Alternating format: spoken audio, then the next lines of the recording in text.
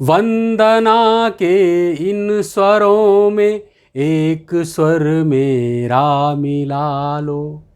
वंदना के इन स्वरों में एक स्वर मेरा मिला लो। हूँ जहाँ भी शीश अगणित, हूँ जहाँ भी शीश अगणित, एक सर मेरा मिला लो। वंदना के इन स्वरों में एक स्वर मेरा मिला लो। नमस्कार, शेखर वाणी में एक बार फिर से आपका बहुत बहुत स्वागत है। मैं हूं अरुण शेखर।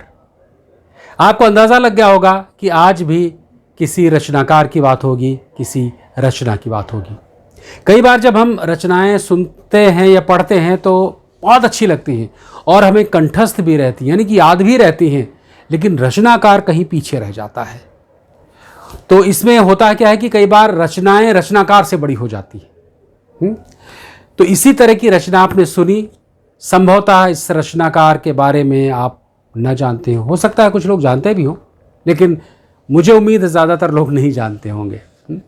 इस रचनाकार के बारे में थोड़ी सी बात करूंगा, उसके बाद इनकी और रचनाओं की बात करूंगा, क्योंकि इस रचनाकार के बारे में जानना महत्वपूर्ण है।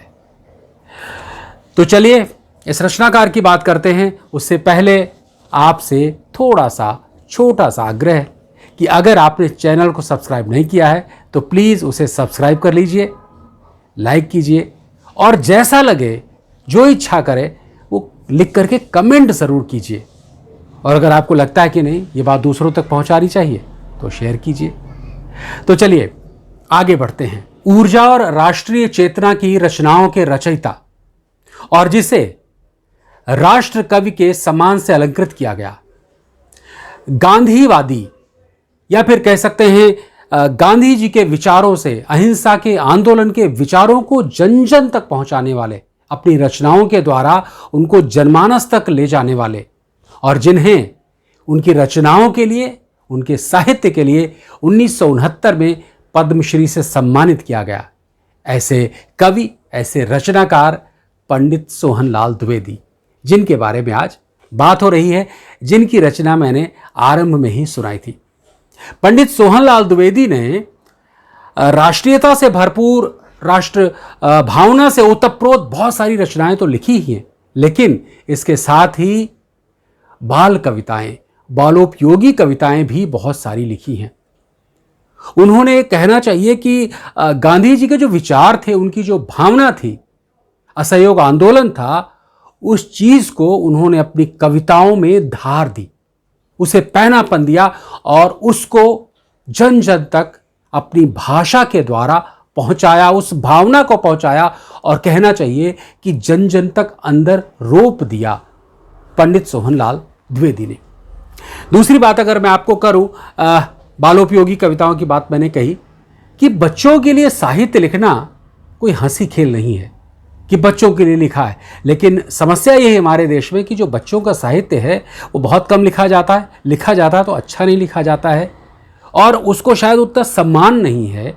इसलिए आज उतने कहूँ कि बच्चों के लिए साहित्य उतना उपलब्ध नहीं है। लेकिन पंडित सोहनलाल द्विवेदी ने जो बच्चों के लिए रचनाएं लिखी हैं ना, बहुत अद्भुत हैं, और आज मैं उन्हीं में से एक रचना आपको सुनाने वाला हूँ। और आज मैं जिस भावभूमि पर हूँ, जिस चीज़ को मैं आज समझ पा रहा हूँ, उसको मैं समझाने की आपको कोशिश करूंगा और उस भावभूमि तक ले जाने की कोशिश करूंगा। बच्चों की रचना कहकर हंसी में मत उड़ा दीजिएगा, उसको ऐसे ही मत छोड़ दीजिएगा।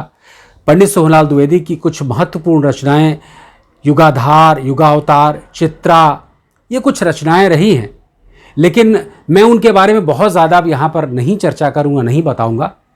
बस सिर्फ इसलिए मैं थोड़ा सा स्पर्श कर रहा हूँ कि आप और ज़्यादा उनके बारे में जानें और ज़्यादा पढ़ें इन रचनाओं को जान करके। तो मैं अगली रचना जो आपको सुनाने वाला हूँ, मैं उसकी चर्चा करता हूँ। जो रचना मैं आपको अब सुनाने वाला हूँ, उस रचना को बहुत सारे लोगों ने पढ़ा होगा और पढ़ के छोड़ दिया होगा, ठीक है, लेकिन मैं आज भी उसको याद करता हूँ तो उसकी भावभूमि पर जाने की कोशिश करता हूँ। आज चेतन, अवचेतन मन, इन चीज़ों को जब मैं समझ रहा हूँ, फिर मैं समझ पाता हूँ कि वो कितनी बड़ी रचना है और कितनी महत्वपूर्ण रचना है।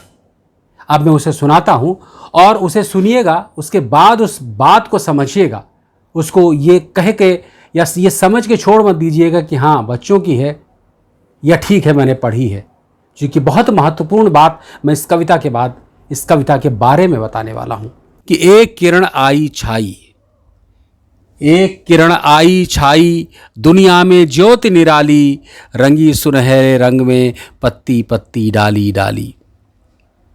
एक किरण आई लाई, पूरब में सुखद सवेरा, हुई दिशाएं लाल लाल हो गया धरा का घेरा। एक किरण आई हंस हंस कर, एक किरण आई हंस हंस कर, फूल लगे मुस्काने, बही सुगंधित पवन गा रहे भंवरे मीठे गाने। एक किरण बन तुम भी, एक किरण बन तुम भी, फैला दो दुनिया में जीवन, चमक उठे सुंदर प्रकाश से इस धरती का कण कण।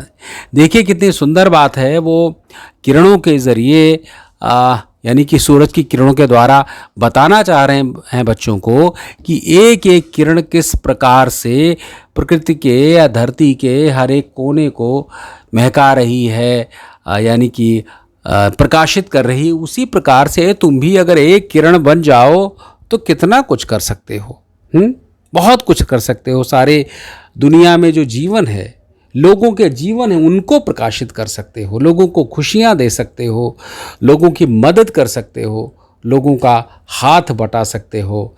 इस प्रकार से वो बच्चों को एक किरण के द्वारा बताना चाह रहे हैं, कहना चाह रहे हैं और इस किरण के द्वारा उनमें रोशनी लाना चाह रहे हैं। तो ये थी उनकी एक बाल कविता जो मुझे लगा कि आपको सुनाना चाहिए, बताना चाहिए। तो इसलिए बच्चों की कविता लिखना, बच्चों का साहित्य रचना बच्चों का खेल नहीं है, समझे आप। तो इसीलिए ये कविता बहुत महत्वपूर्ण लगी कि आप से फिर से इसे मतलब रिविजिट करना चाहिए, एक बार इसका पुनरावलोकन करना चाहिए। मुझे लगा कि अपने इस शेखर वाणी में इस कविता का ज़रूर मैं पुनरावलोकन करूं, तो इसलिए मैंने इस कविता को आपके सामने रखा।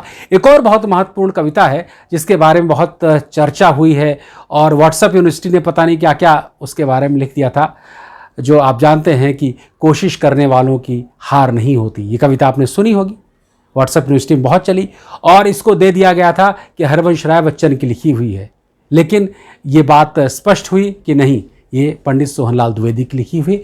इस कविता के लिए मैं अलग से वीडियो बनाऊंगा।